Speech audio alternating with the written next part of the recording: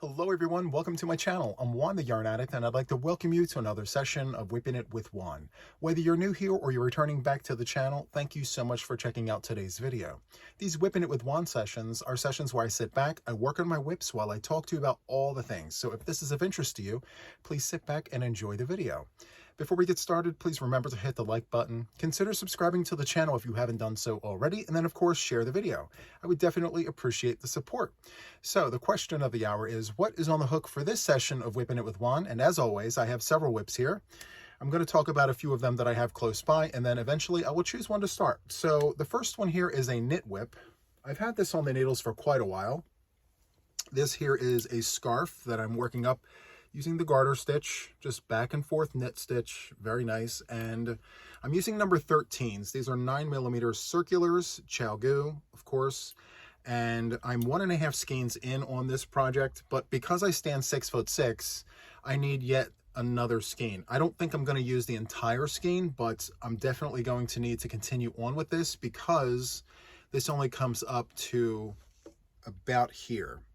And for my scarves, I like to knit or crochet past my own height. So because I stand 6'6", I kind of want to get it to 7 feet.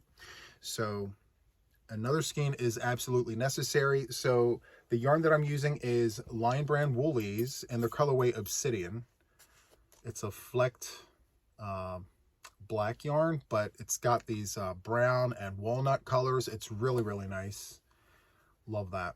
So the yarn here is a super bulky number 6, and per skein you get 6 ounces at 170 grams, and you have 106 yards at 97 meters. And it works up very, very quick, and I believe a lot of that has to do with the fact that the recommended hook size is a 9mm crochet hook or knitting needles. So 9mm works up really nice too, as you can see. So that's the first one that I have. The next one that I have here is one that I started behind the scenes. I don't think I've ever spoke about this one. It's a variegated blanket. I'm running 2 yarns together, 2 variegated yarns. I'll show you the skeins in just a moment, but for this one here, I'm using a prim hook. I believe this here is a 9mm US letter M as in Mark. So I'm working both of the strands of yarn together. They're both 4-weight yarns, pretty thick. Not the thickest I've ever worked with, but they're pretty thick nonetheless. And I'm doing an offset V-stitch blanket. Really, really nice. Now, for one of the colorways, this colorway right here, I've already used the entire skein. I just finished one of these skeins. And so I'm about to tie on that next skein onto this project, but the other yarn that I'm using is Loops and Threads Soft Classic and Fiesta Multi. And both of them together give me all the colors. Literally every color. So this skein here offers me colors that this skein does not. And I think that's what's really making this blanket pop. So we have white, brown, yellow, and blue. Now this skein here has blue, but it's more of an aqua than a navy blue. So I thought these would work really nice together because of that fact. And in fact, just looking at it, it's giving you all the colors. I really like that. So this entire blanket is going to be worked up with the same yarn ran together. So I have a fresh skein. I'm running these 2 yarns together to create this. So that is the second one there. And I have ones over here that I've shown before that I have not made any progress on that I really do need to move the needle on. I have a Nana Jones Blessing blanket done in a 2-bit granny. This is what it looks like so far. My holdup is I can't really decide what color to put on next. I thought I was going light, dark, but it doesn't seem to be possible with the yarns that I have left, and I don't want to break into any new yarn for this project. So the reason why I don't want to do that is because I'm stash busting with this blanket. So I'm looking for enough yarn to give me 2 rounds of a stitch without running out. So This may take me a little while just because I'm using up all of my yarns. I do have smaller balls of yarn, but I want to stay true to the actual idea of going 2 rounds of stash yarn, just leftover balls in my ball sacks, and just work this up and see how far I can get it. Now, the goal here is to get this to 40 inches by 40 inches. So fingers crossed I make it. If I truly run out of my little itsy bitsy cakes from in the squirrel's nest and whatnot, then I will have to jump into fresh skeins just to be able to finish the blanket. It's not like I'm not going to use those leftover yarns. I'm just trying to use up what I have currently left over for donation blankets. So that's what I have. And I think what I'm going to do is I'm going to start with my knit whip. I don't think for these sessions of WIPn IT with Juan, I don't really think I've ever taken to the needles. And if I have, I don't remember. So I'm going to transfer my work from a circular to a straight needle. And the way you do that, for those who do not knit, you take one of each and you just transfer your stitches over as you go. It's pretty straightforward. It's very easy. Before I start knitting though, I need a sip of coffee. I have my dragon tumbler. I took the lid off because it's not giving me enough coffee all at once. The mouth hole is too small. Not enough coffee comes through. So I can take larger sips without the lid. If you know, you know. Anyway, how are all of you guys? I hope you guys are all well. As promised, I did mention that I was going to put out more than one WIPn IT with Juan. And so, depending on when you're seeing this, this should be the second one in the same week. So, as I mentioned before, I have full intentions on just continuing making these videos because, as I mentioned before, crochet, knitting, fiber arts, in my very humble opinion, is a very lonely craft. I don't think that everyone gets the opportunity to sit in a room full of people and socialize while we work on our favorite projects and things. So I figured, okay, well, I'll just do another video because, you know, as of right now, I think we're at 85 WIPn IT with Juan sessions, this being number 86, if I'm not mistaken. Please don't quote me on the exact number, but I believe this is WIPn IT with Juan session 86. I just realized one of the reasons why I don't take to straight needles right away for my scarves is because of this part right here, how it hits my arm.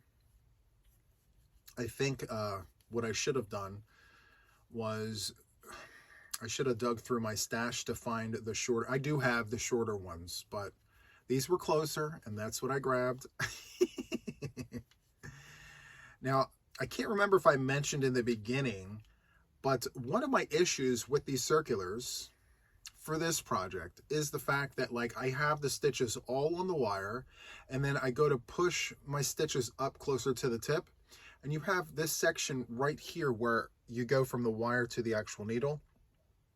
It's not getting caught on anything, but what it's doing is it's trying to adjust itself to the size of the needle relative to the size of the wire. So it's like I have to force those stitches onto the needle because of, I guess, how thick the needle is. So, and I just realized that these are part of my interchangeable needle set. So I thought these were just the circular ones that you can buy and they're already connected, but no. I actually used the key to lock these in place. So I'll have to remember to put that back with the rest of my needles. Okay, so now I'm going to grab this other one here. And I could have very easily gone with the 10 inches. I believe these are the 14-inch needles. I could have gone with the 10s or even the 12s. But I keep a cup of needles here. See, I would have went with the smaller ones. I believe these are the 10-inch needles right here, but this particular needle here is a number 15. It is a 10 millimeter. So, no. And let's see, this one here is a 15. That's the other one to that. Let me see. This one here is a number 11, so this is an 8mm, so it's one size too small. So I have the size lengthwise, but not the thickness. I don't have the 9mm close by in that size. So anyway, it's fine. We will make do. I guess after this session of WIP'n IT with Juan, I'll go ahead and go through my stash. So in these cubbies, the bottom row furthest away from us, that entire cubby is where I keep my knitting needles. So I will be sure to go ahead and grab what I need for this project. And again, I can just transfer it over. It's really no work at all. It's very daunting at first when you're learning how to knit and you need to change your needles. It's a little nerve-wracking because you're like, well, what happens if I miss a stitch? What happens if I drop stitches? You know, am I going to be able to do this? Is it going to look right? You start asking yourself all sorts of questions. So anyway, there we go. Let's grab that. And we're off. And as far as my ends are concerned, as you noticed, I did not tie my ends. I don't tie my ends like I do with crochet. I just take those loose ends and I actually sew them into my work, and I go in between the fibers so that my tails actually are woven into the fabric. So I don't know if that's protocol, but just based on my knitting experience, however small that actually is, I feel like the knots just protrude out of the work, and it looks very, I don't know, it doesn't look like it's supposed to be that way. So I feel like just sewing in your tails, going in between the fibers, is probably the smartest way to go. And it hasn't let me down yet, so I'm very happy about that. Now, as you can tell, I'm not very quick with this, but that's okay. I'm not in a rush. I'm not going anywhere, you know, neither is the project. I feel like it's just gonna be one of those things where you just do it one stitch at a time. And however long it takes is however long it takes. No big deal whatsoever. So I don't know how long it's going to take me to finish this skein, but I will tell you that a lot of the time that it took for me to get this far was because of that thickness adjustment going from the wire to the needle. It just took entirely too long to get all the stitches on the first 5 inches of that needle to fit everything up here by my hand instead of having it linger. Well, since all of this is the same thickness, it's just going to glide right through. Now, ideally, I would run to these bamboo needles for cotton yarns. Every once in a while, in situations like this, I will go ahead and use my bamboo needles because I started with bamboo needles and it's like home base for me. I really do enjoy working with the bamboo needles. I do have circular bamboos, but with those, well, the ones that I have the clover ones, and the cord that connects those two bamboo needles aren't of the same quality as Chalgo, obviously, but I only use bamboo for certain projects. And like I say in crochet, there's a purpose for all the hooks, right? So whether it's because of how you hold your work or because of the material you're using, all of it has a purpose, I feel. So yeah, I don't know how long I'm going to work on this for this session of WIP'n IT with Juan, but we will make it work because I obviously I have these other projects that we could work on as well. So yeah. Now, I've been asked recently, Juan, are you knitting still? Yes. The answer to that question is yes, I am knitting still. I don't knit as often as I'd like to, and that's just because of my crochet commitments. I do have a lot of projects on my plate, so when I have the opportunity to sit down and actually knit, I do, and I really do enjoy it. For some, it's very monotonous because you're doing the same exact thing over and over again. But for me, it allows me to just be one with my thoughts. I can just sit here. It's almost like you're meditating. but not really, if that makes any sense. I can just sit here and think about all the things and just work on my work. And I like that. It's very similar to crochet when I'm working with just a simple stitch back and forth. I do find it very boring, but it also allows me to dig deep into my thoughts. And so there is a plus side to, working projects like that. But I would very much prefer working with different stitches on the same row, just to keep everything interesting.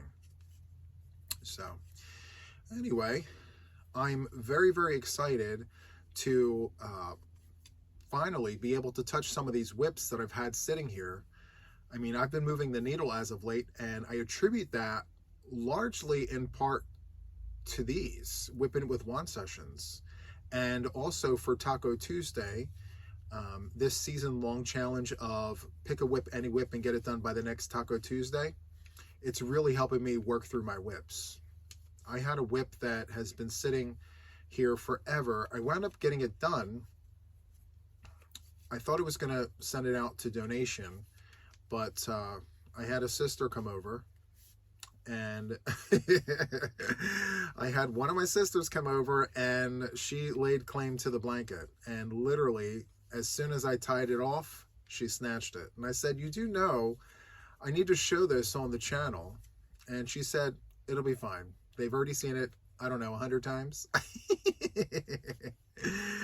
Which she helped me realize that I do show some of these WIPs, quite often.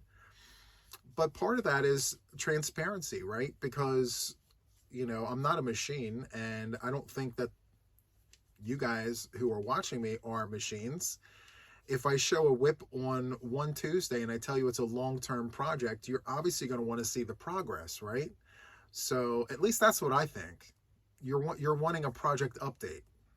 And according to my one sister, she says you show one time during a WIP session, and then you show it a second time when it's completed.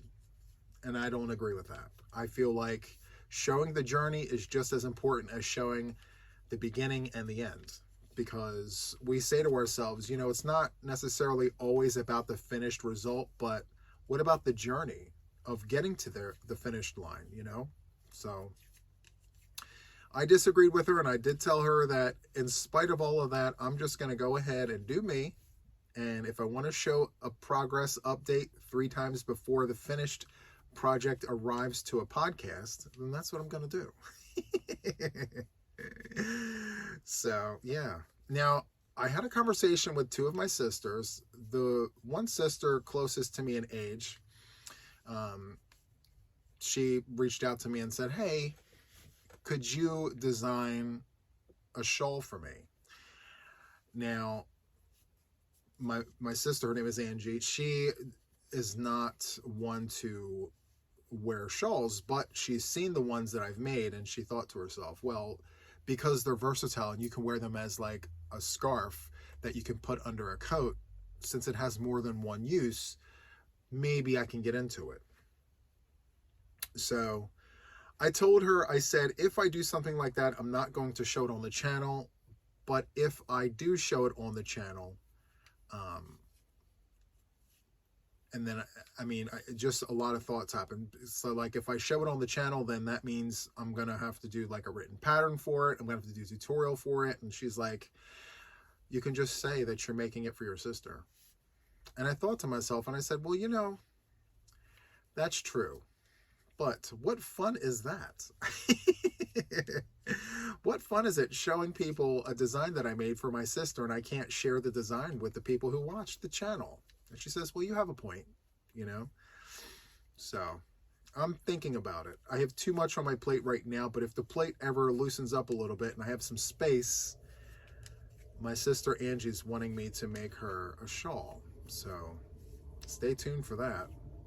I have no idea what color she wants it to be. I have no idea. All I know is that she is, from what I understand, and I'm not sure, I'm going to verify this, I think she's into green. She's into all the green colors. Like, the jade greens with like the guacamole greens. And it's really funny because one of the Luck of the Draw projects that I've got going on right now is being worked up all in green. So it's a surprise she hasn't mentioned anything about that. And yeah, she's not going to be able to claim that. Nope, I'm keeping that for me. At least for now. I may change my mind, but we'll see. Anyway, last year I did a project on a live. I think I was on a live stream, and I designed an asymmetrical shawl on the fly. And I think I even named it that, like the on the fly asymmetrical. I'm going to want to do something like that again. There's something fun about designing on the fly. Obviously, I'm not going to call it on the fly, but just being able to put a pattern together on a whim. Sometimes you get some of your greatest designs without overthinking it.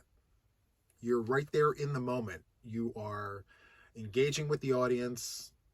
You've got a pad, you got a pen, and you're just writing the things down. You're crocheting it up, and you have one of those eureka moments. Now, it may not pan out to be anything, but what fun is that? I mean, I think it's so much fun to be able to be creative on the fly, in the moment, and have people engage and have fun with it. I also did a blanket pattern for Luck of the Draw. I think it was number 10. I'm not sure exactly what number it was. I think it was 10.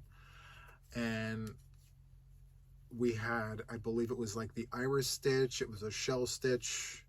I'm not sure, but there's just something fun about on-the-fly projects and things. So stay tuned for that. And I'm finding that I'm working this project up a lot faster without having to push the stitches. This is actually working out very nicely for me. Loving it. It doesn't glide as well like on the part where I'm holding the work because it's bamboo, but it's not much of a difference. It's not like I'm working with sandpaper here. So yeah, I'm really enjoying this. And you know, the whole idea of me not having to count stitches, I'm literally doing the same motion. I can just blab away and not have to worry about my stitches. I love it. So just, I'm not sure if I mentioned this before. I'm sure I have. For those of you guys that don't know, I'm a right-handed knitter and a left-handed crocheter. Now, I've been asked recently, hey, Juan, can you teach us how to do that? The quick answer is, I don't think I can teach anybody how to knit because I'm new myself. I'm going on 1 year, as a matter of fact. In November, it will be 1 year as a self-taught knitter. So I'm too new to it, in my very humble opinion. I could probably teach you how to cast on and how to do the knit stitch and the purl stitch and how to cast off. That's literally all I can show you how to do. I myself am learning how to distinguish the differences between pattern reading, between knitting and crochet. And I'm doing gauge swatching in knitting, and I'm learning how to like measure my stitches and trying to figure out like when it's appropriate to change your needles, even though the pattern may tell you, you know, hey, use number 10s, but because of the way I knit, I may need to use number 8s or 12s, you know, so I'm learning how to differentiate the need of that change. And that's just something that I'm not well versed enough in knitting to be able to teach. But when it comes to crochet, hands down, if you want me to show you, I can show you all the things. I can show you what I know. I don't know everything, but I know a lot of things, enough to be able to teach. So, yeah. And for those of you guys who have not seen this, I'm sure you've seen it once or twice. I don't know. But this is my new poncho pattern that I'm wearing. It's not, as of right now, depending on when you're seeing this, it's not available on the channel yet. But it will be. It will be a tutorial. And there is a written pattern for this, which will be eventually available on my Ravelry. It's kind of chilly today, and I really wanted to just veg out with this poncho because I'm really loving it. So Yes, it's called the Canyon Drift Poncho. And I am in love with it. It's my very first poncho rollout on the channel. And may there be many more ponchos to come. So the yarn that the yarn that I used was James C. Brett Marble Chunky. And the colorway number for the vast majority of this was MC6. So if you're not able to get any of that and you want something comparable, you're going to want to get yourself Premier Puzzle in the colorway Anagram. And so I used 6 balls of James C. Brett Chunky, 3 for each panel, and then I pulled a 7th ball of a different colorway because I wanted to make mine extra large. I mean, it was already big, but I wanted it to be like super size. So the colorway that I used at the very end was MC56, and I think it's called iron ore, I can't remember, but it's MC56, and I use that for the section where you join the panels together, and then the neck where you're doing the 3 rounds for your neck. And then I also believe that I used MC56 for the last part of the repeat on both panels. So this middle section here is where MC56 is. Anyway, I talk about all that in the tutorial and things. And it's also in one of, I believe, one of my live streams where I showed it all for the first time. I talked about it.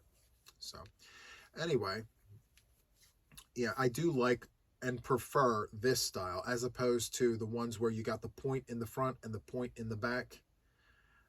It's just preference for me. Will I ever create one like that? Yes, I will, because there are people that prefer those kinds of ponchos. But for me to wear it and enjoy wearing it, I prefer a flat front and a flat back. That's just my preference. So, yeah, I don't know if the next one I make is going to be similar to this one. I may try something completely different and then circle back and make another serape styled poncho like this one. And for those of you guys that don't know the serape style, think Clint Eastwood. The way Clint Eastwood wears it, it's exactly how this one is. And yeah, ever since I've seen Clint Eastwood in one, I've always wanted to make one. But I just really didn't have the time to sit down and think about how I wanted it to look for me. And as of lately, I've had some time because I've been able to keep my time organized. I have a planner and all the things. I'm keeping myself organized. Can you believe it? If I can only keep my yarn as organized as I do my time, it would be really, really nice. I'm just saying. Anyway. Let's see here. Very nice. It's growing. The great thing about super bulky yarn, thick and quick, is that it's thick and it works up quick. It's in its name, and it does not disappoint. You know, if I had a choice between knitting and crocheting super bulky yarn, I would prefer to knit with it over crocheting with it. I mean, I've done a lot of super bulky projects with a crochet hook. It doesn't look half bad. In fact, I have one sitting here on the table. I can show it to you. It's super bulky number 6 yarn. And I keep the ball band in the hat. This is Stylecraft Braemar yarn. I've shown this on the last podcast, I believe. It was podcast 101. Anyway, this is UK yarn, and it's a blend. Yes, it's a blend of 55 wool, 45 acrylic. I used 2 skeins for this, so 200 grams. And I don't mind it. It's not bad. It actually looks really nice the way I have it. And I just decided, because of the fact that, like, you know, it's a thick yarn, I wanted to make it into like a hat with a thick brim. And believe it or not, guys, this is my preference of a hat. I really enjoy how this wears. I know if it's 30 degrees outside or less, which is below freezing, I know that my ears won't freeze, the back of my neck is going to be okay, and my forehead is good. So I know with this extra insulation, it's all good.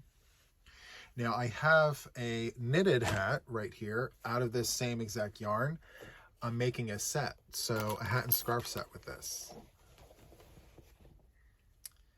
And I'll do a close-up. So that's what it looks like. And of course I do have to sew in my ends. That's always the case. Anyway, I enjoy it. I like how this looks. Apart from the fact that like I need to sew in my ends, it could potentially look like a store-bought item.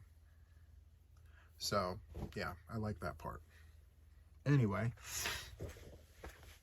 I don't know where I was going with that conversation. But I do like, when it comes to the super bulkies, the super bulky type yarns, I would like to knit with those yarns. Now, I do like crocheting blankets with super bulky yarn.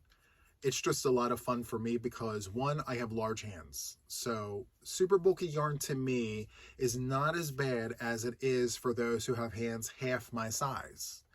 So I think that's a challenge for a lot of people. I know personally people who have hands half my size who will gladly work with super bulky weight yarns, and they've made blankets and things, but I can only imagine how much more difficult it is for them to work with that thick yarn for such an extended period of time with smaller hands. Because even for me, when I work with a super bulky yarn, my hands do get sore. Not to the point where I have to stop working, but I can only imagine, like, if my hands were a lot smaller, how much difficult that would be, you know. So I do prefer that. But see, on the flip side, those with smaller hands have it a lot easier with those thinner yarns. Whereas for me, these huge hands have a hard time with those lace weight yarns and those super fine yarns. It's really difficult. So, I mean, can I do it? Yes, but it's difficult. It's difficult for me to work up. And then if I wanted to do a tutorial with those yarns, that's also difficult because of how small the yarn is. You know, it's a double-edged sword when it comes to those smaller yarns. Now, my preference in terms of yarn thickness, like my sweet spot is a 5. Like, I just really love a bulky yarn. So Premier Puzzle is a 5-weight yarn. It's a thinner 5-weight yarn. But yes, I love a good 5-weight yarn. Now, in second place for me is a 4-weight, obviously, and then a 3. So for me, it's backwards: 5, 4, and 3. And then after the 3 would be a 6. And the reason why I put DK weight before a super bulky is because I really love Lion Brand Mandala. I love every colorway they have. I just really enjoy the way that they chose their colors for those cakes. And I love the idea of not having to color control. Just let the yarn do what it wants to do. Now, I may challenge myself in the near future and take like 2 or 3 of those mandala cakes and separate the colors and color control with those cakes as a challenge, because I've never done that before. I know people who have, and their work looks amazing. So yeah, I may do that. I'm just curious, have any of you guys ever done that? And if so, how did your work turn out? I'd like to see it. If you could, share it on the community tab, or if you're a member of my Facebook group, please share. If you have maybe an old WIP that you used, or that you have from, you know, an old project of Lion Brand Mandala. Believe it or not, I do not have all the colorways of Lion Brand Mandala. As a yarn collector, one would think I would have all the colorways of all the things, but to your potential surprise, I do not. There are some amazing colorways that Hirschner's has that I need to get my hands on, but I'm in no hurry. I have to think about what I'm going to do with that project. Now, I don't want to get it for it to just sit. So if I have a plan with any of those particular colorways, I'm going to want to have a plan for it before I actually make that purchase, for sure. Because I mean, as some of you may already know, I have enough yarn just sitting around. Now, to my surprise, I've been going through quite a bit of yarn. A lot of it has to do with my goal of getting these Boggy Creek blankets done. So I have this goal of having 50 Boggy Creek blankets done, in addition to the 21 or so, or 26. Yes, 26, I think. Yeah, I think it's 26 that I already had done before I pressed that reset clock. So altogether, 76 blankets. So, yeah. I'm just plugging away using all these leftover skeins, and when I break into new skeins, I sit them in a separate bucket and I go to those first so that they don't get left behind.